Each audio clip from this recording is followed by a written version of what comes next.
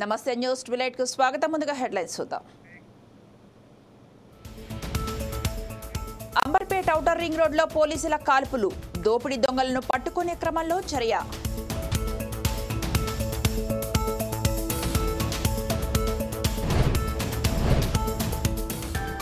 మసకపల్లిలో ఇసుక మాఫియా, 100 లారీలతో దందా.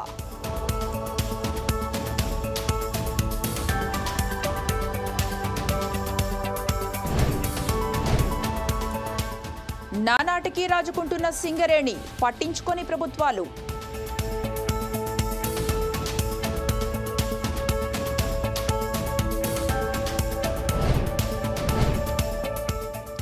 ఖరీఫ్ సీజన్లోపే మరమ్మతులు, సమయానికి రైతులకు నీరిస్తాం.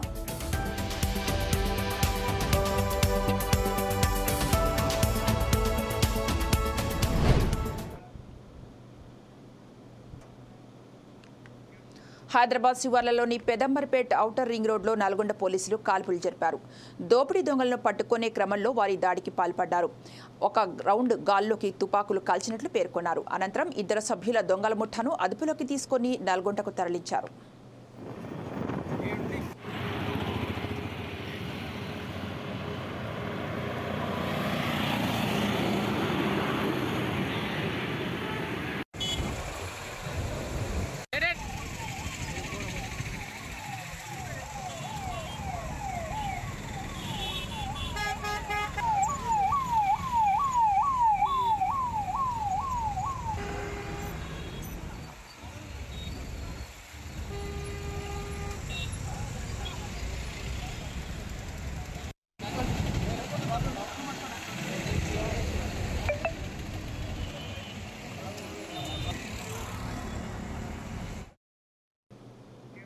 Andhra Pradesh CM Chandrababu BJP national president కేంద్ర మంత్రి నడ్డాను కలిశారు. ఆంధ్రప్రదేశ్ సమస్యలపై చర్చించారు. నడ్డాను సాలువాతో సత్కరించి పుష్పగుచ్చం అందించారు. వెంకటేశ్వర స్వామి జ్ఞాపికను అందించారు.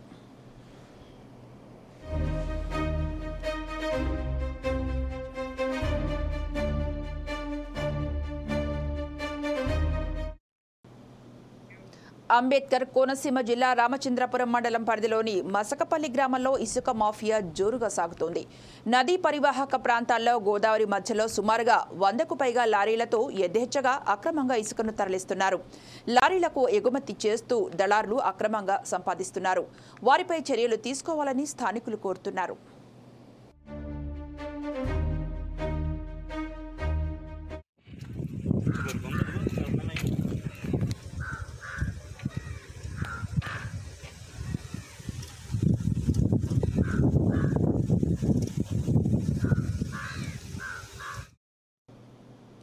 తెలంగాణ రైతాంగ సాయుధ పోరాటంలో తొలి అమరత్వం పొందిన కామ్రేడ్ దొడ్డి కొమరయ్య 78వ వర్ధంతి సందర్భంగా CPI ML New Democracy party నివాళులర్పించింది. ఖమ్మం నగరంలో జెడ్పీ సెంటర్ నుంచి భక్త రామదాసు కళాక్షేత్రం వరకు ప్రదర్శన నిర్వహించారు. అనంతరం భక్త కళాక్షేత్రంలో ఆ పార్టీ రాష్ట్ర సదస్సు నిర్వహించారు. దాని వెనుక ఉన్నటువంటి స్పష్టమైన లక్ష్యం ఈ సందర్భంగా చెప్పదలుచుకున్నాం. ఏ భూమి కోసం, భక్తి కోసం, ప్రజల విముక్తి కోసం పోరాటం సాగిందో, 6,000 మంది అమరులయ్యారో, దొడ్డి కొమరయ్య స్ఫూర్తి వృధా కాదు అని 10 లక్షల ఎకరాల భూమి పంచుకున్నారో, 3,000 గ్రామ స్వరాజ్యాలు స్థాపించుకున్నారో, ఇవాళ ఆ స్ఫూర్తి మొత్తం వెనుకపట్టు పట్టింది. ఆ పోరాటాల ఫలితంగా ఎంతో మంది భూమి సాధించుకుని అనుభవిస్తున్న చోటు ఇవాళ అసైన్డ్ ల్యాండ్స్, భూమి మాయమైపోతుంది. దున్నేవాడికి భూమి అన్న నినాదంతో రక్తం చిందించి త్యాగాలతో సాధించుకున్నటువంటి భూమిపై ప్రజలు హక్కు కోల్పోతున్నారు. ధరణి పోర్టులు వచ్చాక ఇవాళ రాజకీయ నాయకుల స్వార్థంతో రాజకీయ నాయకులు దుర్మార్గంగా తెగబడి భూములని, ఆదివాసుల భూములని గుంజుకోవడానికి కుట్రలు పన్నుతున్నారు. షెడ్యూల్ ఏరియాల నుంచి భూమిని బయటకు తెస్తున్నారు. మహబూబ్నగర్లో చెంచుల మీద, ఖమ్మం, వరంగల్ జిల్లాలో కొండరెడ్లు, కోయలు, ఆదివాసీల మీద దాష్టీకాలు, దారుణాలు చేస్తున్నారు. ఇటు ఫారెస్ట్ అధికారుల దౌర్జన్యం, అటు ప్రభుత్వం దౌర్జన్యం. ఇవాళ ఎక్కడైతే షెడ్యూల్ ఏరియా నుంచి భూమిని బదిలీ చేస్తున్నారో, భూమిని బయటకు తెస్తున్నారో, అక్కడ ఆదివాసీల మీద దౌర్జన్యాలు జరుగుతున్నాయి. అందులో భాగమే ఇటీవల నాగర్ కర్నూలు, కొల్లాపూర్ ప్రాంతంలో జరిగిన చెంచు మహిళ ఈశ్వరమ్మ మీద జరిగినటువంటి దౌర్జన్యం. అక్కడ ఎన్నో కుటుంబాల భూమిని స్థానిక రాజకీయ నాయకులు లాక్కున్నారు. ఇది తెలంగాణ అంతా ఉన్న చిత్రపటం. పోరాడి సాధించుకున్న భూమిపై హక్కు కోల్పోతున్న సందర్భంగా ఇవాళ తెలంగాణ అమరవీరుడు దొడ్డి కొమరయ్య స్ఫూర్తి ఆ వారసత్వాన్ని ముందుకు తీసుకెళ్లే లక్ష్యంతో ఈ కార్యక్రమాన్ని మేము చేపట్టాం. అట్లాగే మన భారతదేశంలో అధికారంలోకి వచ్చిన బీజేపీ భూమి మీద వనరుల మీద హక్కులు లేకుండా ప్రజలపై విధ్వంసం చేస్తుంది, యుద్ధం చేస్తుంది. ఆపరేషన్ కగార్ అంటున్నారు, ఆఖరి యుద్ధం అంటున్నారు. ఆదివాసీల మీద చేసే ఆఖరి యుద్ధం ఎవరి లక్ష్యాల కోసం, ఎందుకోసం, ఎవరి ప్రయోజనాల కోసం ప్రజలకు అర్థం చేయించాల్సిన అవసరం ఉంది. అదే విప్లవ పార్టీల కర్తవ్యం చెప్పడానికి దానికి నిదర్శనంగా సంకేతంగా ఈ మహాప్రదర్శన. 2 న్యూ డెమోక్రసీల ఆధ్వర్యంలో ఈరోజు ఖమ్మం జిల్లాలో సదస్సుని నిర్వహిస్తున్నాం. ఈ సదస్సు ఉద్దేశం ఏంటంటే తెలంగాణ పోరాటం 1946 నుంచి 52 వరకు జరిగింది. భూమి కోసం, భుక్తి కోసం, ఈ దేశ విముక్తి కోసం తెలంగాణ సాయుధ పోరాటం అనేది కొనసాగింది. ఆ సాయుధ పోరాటంలో ముఖ్యంగా 10 లక్షల ఎకరాల భూస్వాముల భూముల్ని పంచడం అనేటువంటి జరిగింది. అలాగే 3000 గ్రామాల్లో ఎర్ర జెండాల్ని పాతి విముక్తి చేయటం అనేటువంటి జరిగింది. ఈ పోరాటంలో 4000 మంది తమ విలువైనటువంటి ప్రాణాలని తృణప్రాయంగా అర్పించారు. అయినప్పటికీ ఈ రోజు వరకు కూడా భూమి అనేటువంటి సమస్యని ఈ పాలకులు అనేక చట్టాలు తీసుకొచ్చినప్పటికీ ఈ చట్టాల ద్వారా భూమి సమస్య అనేటువంటిది పరిష్కారం కాలేదు. దున్నేవానికి భూమి అనేటువంటి సమస్య పరిష్కరించబడలేదు. కాబట్టి మరొకసారి తొలి అమరవీరుడు దొడ్డి కొమరయ్య వారసత్వంగా మేము ఈ పోరాటాన్ని కొనసాగిస్తాం. దున్నేవానికే భూమి పోరాట ప్రాతిపదిక మీద పోరాడతామని చెప్పి సిపిఎంఎల్ న్యూ డెమోక్రసీ 2 పార్టీల తెలంగాణ రాష్ట్రంలో కాంగ్రెస్ పార్టీ అధికారంలోకి రావడానికి ముదిరాజ్ సామాజిక వర్గం ఎంతగానో కృషి చేసిందని ముదిరాజ్ సంఘం నాయకులు అంటున్నారు. పార్లమెంట్ ఎన్నికల్లో కాంగ్రెస్ పార్టీ వెన్నంటి ఉంటూ రాష్ట్రంలో 8 సీట్లను గెలిపించామని తెలిపారు. తమ సంఘం తరఫున ఉమ్మడి మహబూబ్ నగర్ జిల్లా ఎమ్మెల్యే వాకటి శ్రీహరికి మంత్రి పదవి ఇవ్వాలని ఆ సంఘం నాయకులు డిమాండ్ చేస్తున్న పాలమూరు నాయకులతో మా ప్రతినిధి చందు ఫేస్ టు ఫేస్. రాష్ట్రంలో కాంగ్రెస్ ప్రభుత్వం ఏర్పడటానికి రాష్ట్రంలో ఉన్నటువంటి అత్యధిక జనాభా కలిగినటువంటి ముదిరాజులే కారణమంటూ అయితే ఉమ్మడి మహబూబ్ నగర్ జిల్లా సీఎం సొంత జిల్లా రేవంత్ రెడ్డిది కావడంతో ఉమ్మడి మహబూబ్ నగర్ జిల్లాలో గెలిచిన 12 మంది ఎమ్మెల్యేలలో ఒక బీసీకి సామాజిక వర్గానికి చెందినటువంటి మక్తల్ ఎమ్మెల్యే వాకిటి శ్రీహరి, అదేవిధంగా అత్యధిక జనాభా కలిగినటువంటి ముదిరాజ్ సామాజిక వర్గానికి చెందినటువంటి వాకిటి శ్రీహరికి మంత్రి పదవి ఇవ్వాలని చెప్పేసి వాళ్ళు ఎంతోగానో పోరాడుతున్నారు. ప్రస్తుతం మహబూబ్నగర్ జిల్లాకు చెందినటువంటి బీసీ నాయకులు అదేవిధంగా ముదిరాజ్ నాయకులు మన దగ్గర ఉన్నారు, మాట్లాడదాం. అన్న, ఏంటి మీ డిమాండ్ ఏంటి? ముఖ్యం. నా పేరు దోమ పరమేశ్వర్ ముదిరాజ్ అండి, మహబూబ్ నగర్ తెలంగాణ ముదిరాజ్ చైతన్య సేన వ్యవస్థాపక అధ్యక్షులం. ఈరోజు తెలంగాణ రాష్ట్రంలో బీసీ సామాజిక వర్గంలో బీసీ కులంలో అత్యధిక జనాభా కలిగిన జాతి ముదిరాజ్ జాతి. ఇలాంటి జనాభాలో 13.9% ఉన్న మా జాతికి రాష్ట్ర వ్యాప్తంగా ఒక ఎమ్మెల్యే గౌరవ మక్తల్ శాసనసభ్యులు వాకిటి శ్రీహరి గారు గెలవడం జరిగింది. మరి రాష్ట్ర ప్రభుత్వం కూడా తెలంగాణ ప్రభుత్వం కూడా గతంలో కూడా హామీ ఇవ్వడం జరిగింది. ఇప్పుడు టికెట్లు ఎలక్షన్ టైంలో టికెట్లు కేటాయించినప్పుడు కావచ్చు, తర్వాత ప్రభుత్వం ఏర్పడిన తర్వాత కావచ్చు, కొడంగల్ సభలో రేవంత్ రెడ్డి గారు రాష్ట్ర ముఖ్యమంత్రి వర్యులు గారు కావచ్చు, వివిధ సందర్భాల్లో కూడా హామీ ఇవ్వడం జరిగింది. ముదిరాజులను గత ప్రభుత్వాలన్నీ వాడుకోవడం ప్రజలందరికీ తెలుసు. గత ప్రభుత్వాలన్నీ కూడా ముదిరాజులను వాడుకున్నాయి. కానీ ముదిరాజులను ఆడుకున్నారు. కానీ ముదిరాజులకు రాజకీయాల్లో కానీ చట్టసభల్లో కానీ అవకాశాలు కల్పించలేదు. ఈరోజు వాకిటి శ్రీహరి గారు ఎమ్మెల్యేగా గెలిచిండ్రు. ఆయనకు రాష్ట్ర ప్రభుత్వంలో మంత్రివర్గంలో క్యాబినెట్లో చోటు ఖచ్చితంగా ఇవ్వాలని చెప్పి మేము ముదిరాజు సంఘాల నుంచి పెద్ద ఎత్తున డిమాండ్ చేయడం జరుగుతుంది. రాష్ట్ర వ్యాప్తంగా కూడా ప్రభుత్వానికి గౌరవ ముఖ్యమంత్రి రేవంత్ రెడ్డి గారికి డిమాండ్ చేయడం జరుగుతుంది. ఖచ్చితంగా వాకిటి శ్రీహరి గారికి మంత్రి పదవి ఇవ్వాలని, అది సముచిత స్థానం కల్పించి మంచి శాఖలు కేటాయించి క్యాబినెట్లో చోటు ఇవ్వాలని మేము కోరడం జరుగుతుంది. ఈరోజు అయితే ఉమ్మడి జిల్లాకు సంబంధించి పార్లమెంట్ ఎన్నికల తర్వాతనే మంత్రి పదవి ఇస్తామని చెప్తున్నారు. అటువంటి ధోరణిని నాంచడం ఎట్లా చూస్తారు మీరు? పార్లమెంటు ఎన్నికల తర్వాతనే మంత్రి పదవి ఇస్తామని చెప్పారు అంటే అప్పుడు కొన్ని రాజకీయ సమీకరణలు బట్టి కొన్ని అంశాలు ప్రస్తావనలో జరుగుతుంటాయి. అంటే పార్లమెంటు ఇప్పుడు కాంగ్రెస్ పార్టీ ఎట్లుంటుందంటే ఇప్పుడు ఇక్కడ రాష్ట్రంలోనే డిసిషన్స్ ఉండవు కదా. ఇది జాతీయ పార్టీ కనుక జాతీయ స్థాయిలో నిర్ణయాలు ఉంటాయి, ఢిల్లీలో నిర్ణయాలు ఉంటాయి కనుక అందరు నియమంలో ఢిల్లీలోనే ఉన్నారు. మన వాకిటి శ్రీహరి గారు కూడా ఢిల్లీకి వెళ్ళడం జరిగింది, ముఖ్యమంత్రి గారు కూడా ఢిల్లీ వెళ్ళడం జరిగింది, ముఖ్యులు రాష్ట్రంలో ముఖ్యులు అందరూ కూడా ఢిల్లీలో ఉండడం జరిగింది. కొన్ని రాజకీయ సమీకరణాలతోన కొంతమంది సీనియర్స్ జూనియర్స్ అనే కొన్ని అంశాలతోన కొంచెం వెనక్కి జరగడం జరిగింది, కొంచెం పోస్ట్పోన్ జరిగింది. కాకపోతే పార్లమెంట్ ఎలక్షన్లో అనే అంశం అనేది ఏంటంటే రాజకీయ సమీకరణాలను బట్టి కొన్ని అంశాలు ప్రస్తావనలు జరుగుతుంటాయి గనక ఖచ్చితంగా వాకిటి శ్రీహరి గారికి మంత్రి పదవి ఇవ్వాలని కూడా మేము డిమాండ్ చేస్తున్నాం.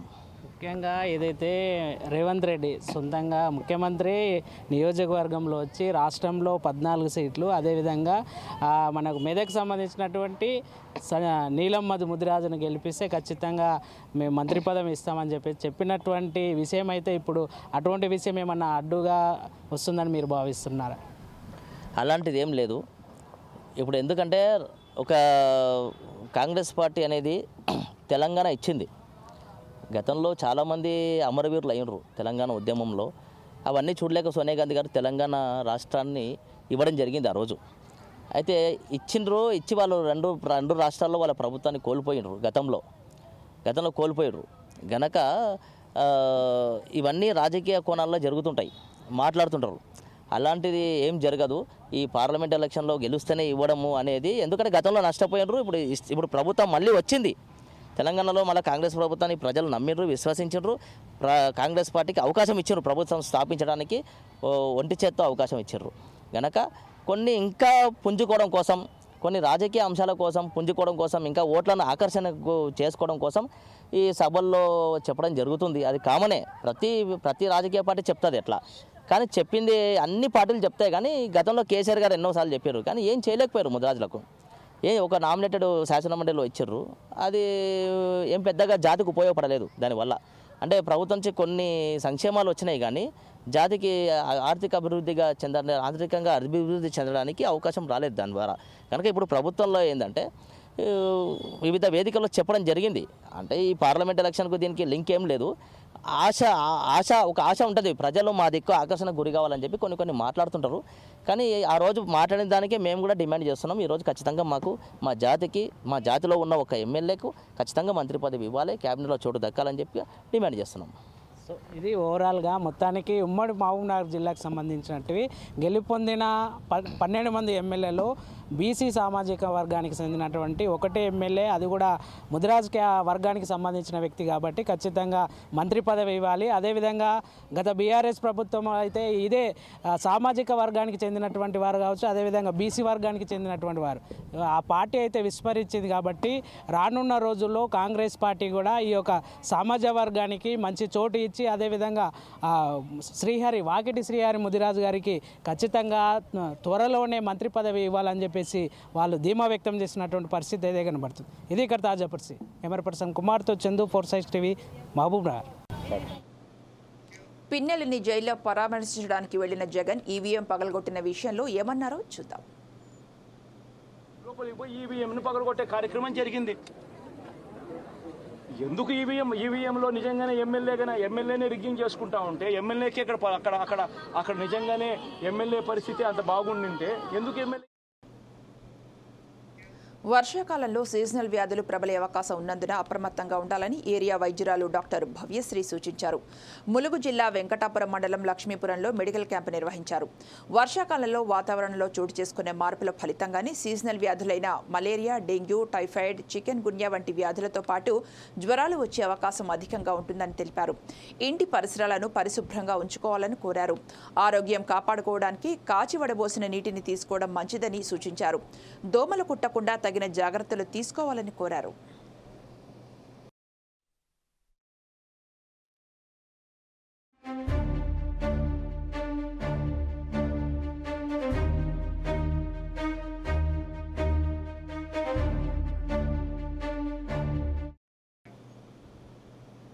రాజకీయ నాయకులు పవర్లోకి వచ్చిన తర్వాత, పదవిలోకి వచ్చిన తర్వాత తాము కారణ జన్ముల్లా ఫీల్ అవ్వటం చూస్తున్నాం. ఇటీవల వారి కుటుంబ సభ్యులు కూడా వారికంటే ఎక్కువ రోడ్లపై వీరంగం ఆడటం చూస్తున్నాం. మొన్న ఏపీలో మంత్రిగారి భార్య పోలీసుపై జులుం చెలాయించారు. ఇప్పుడు తెలంగాణ బాలాపూర్లోని భాగ్యనగర్ రైతు సేవా సహకార సంఘం డైరెక్టర్ పెద్ద నరసింహారెడ్డి కుమారుడు జస్వంత్ రెడ్డి మద్యం మత్తులో ఓ యువకుడిని నడిరోడ్డుపై చితకబాదాడు. తన వాహనంపై ఎమ్మెల్యే స్టిక్కర్ మరియు సైరన్ పెట్టుకొని వాహనంలో మద్యం పెట్టుకొని మార్గం మధ్యలో అందరూ చూస్తుండగా విచక్షణ కోల్పోయి ఇద్దరు యువకులపై దాడి చేశారు. అసభ్య పదజాలం వాడుతూ దాడి చేయడంతో రోడ్డుపై భారీగా ట్రాఫిక్ జామ్ అయింది. బాధితుడు మీర్పేట పోలీస్ స్టేషన్లో ఫిర్యాదు చేశాడు. అసలే రాజకీయ నాయకుడు కొడుకు తన్నులు తిన్నది సామాన్యుడు. మరి పోలీసులు ఏం చేస్తారో చూద్దాం.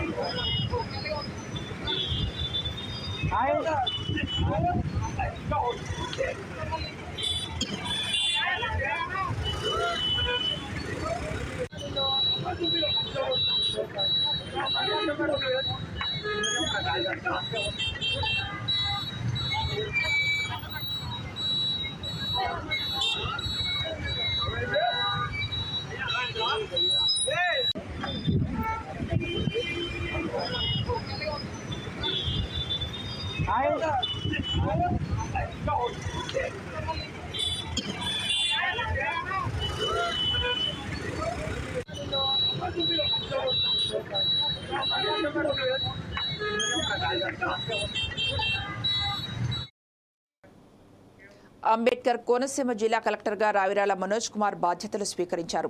తెలంగాణ రాష్ట్రానికి చెందిన వ్యక్తి అయినప్పటికీ విద్యాభ్యాసం అంతా విజయవాడలోనే జరిగింది. మనోజ్ కుమార్ గతంలో రాజమహేంద్రవరం సబ్ కలెక్టర్గా, కాకినాడ నగరపాలక సంస్థ కమిషనర్గా, విజయనగరం జాయింట్ కలెక్టర్గా పనిచేసిన అనుభవం ఉంది. జిల్లాను అన్ని రంగాల్లో పురోగతి దిశగా నడిచేలా చేస్తామని ఆయన హామీ ఇచ్చారు.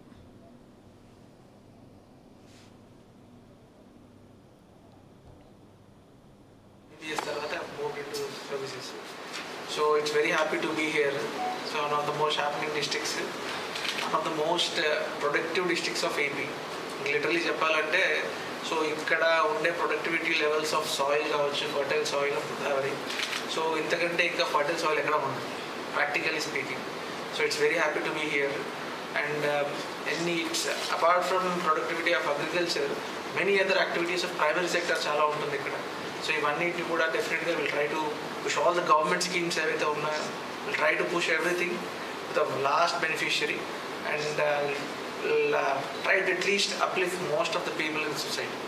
So that at least from my side. So if you want to ask something, you can ask.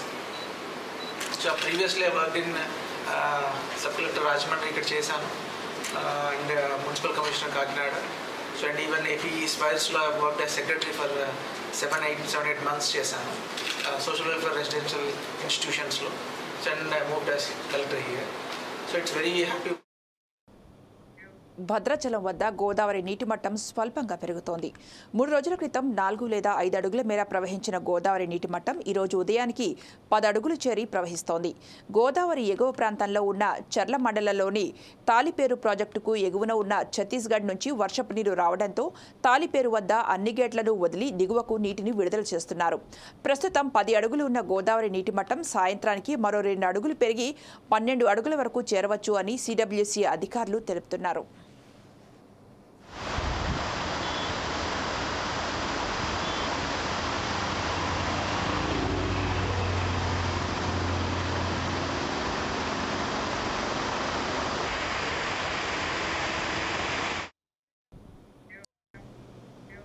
Mulugu జిల్లా కేంద్రంలోని బీజేవైఎం బీజేపీ ఆధ్వర్యంలో కాంగ్రెస్ ప్రభుత్వం నిరుద్యోగ సమస్యలు నిర్మూలించి యువతకు ఉద్యోగాలు కల్పించాలంటూ బీజేవైఎం బీజేపీ కార్యకర్తలు ఆందోళనకు దిగారు.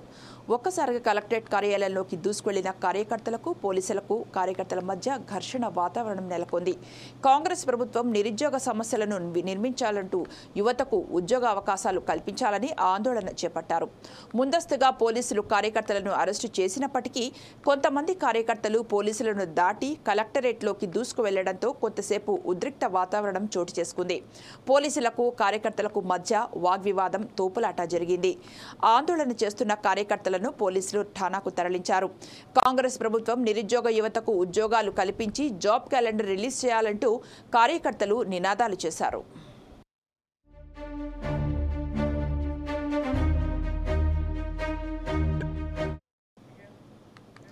గత ప్రభుత్వంలో జలాశయాల అభివృద్ధిపై ఎటువంటి చర్యలు తీసుకోలేదని, దీనివల్ల జలాశయాలని శిథిలావస్థకు వచ్చాయని ఎమ్మెల్యే బండారు సత్యనారాయణమూర్తి అన్నారు.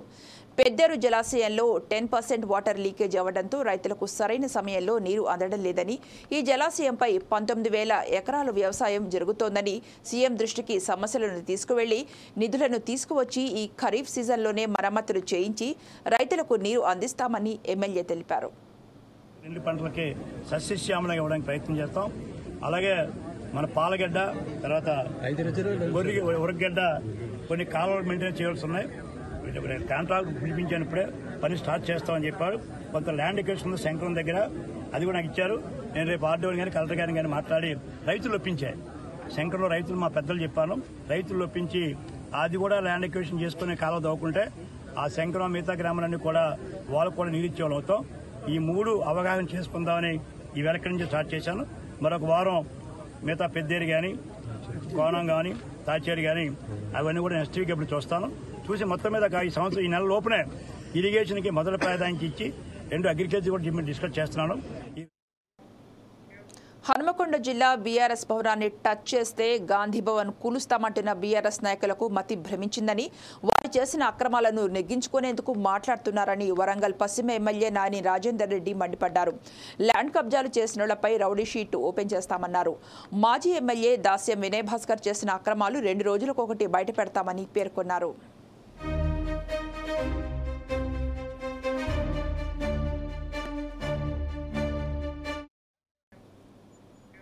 వర్షాకాలం నేపథ్యంలో డెంగ్యూ వ్యాధిపై బండ్లగూడ జాగీర్లో అవగాహన ర్యాలీ నిర్వహించారు. మున్సిపల్ కమిషనర్ శరత్ చంద్ర ఆధ్వర్యంలో ఈ కార్యక్రమం జరిగింది. ఈ ర్యాలీలో మహిళలు అధిక సంఖ్యలో పాల్గొన్నారు. దోమల సంతతి పెరగకుండా ఇంటి చుట్టూ తీసుకోవాల్సిన జాగ్రత్తలను వివరిస్తూ ఈ ర్యాలీ కొనసాగింది.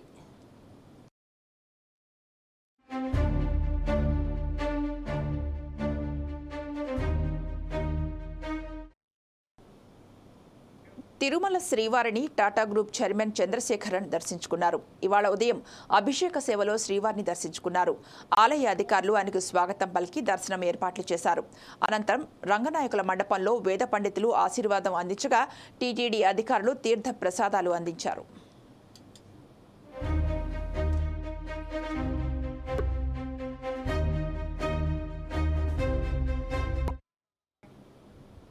ఇక ఇవి బులెటిన్ అప్డేట్స్ చూస్తూనే ఉండండి 4 Sides TV.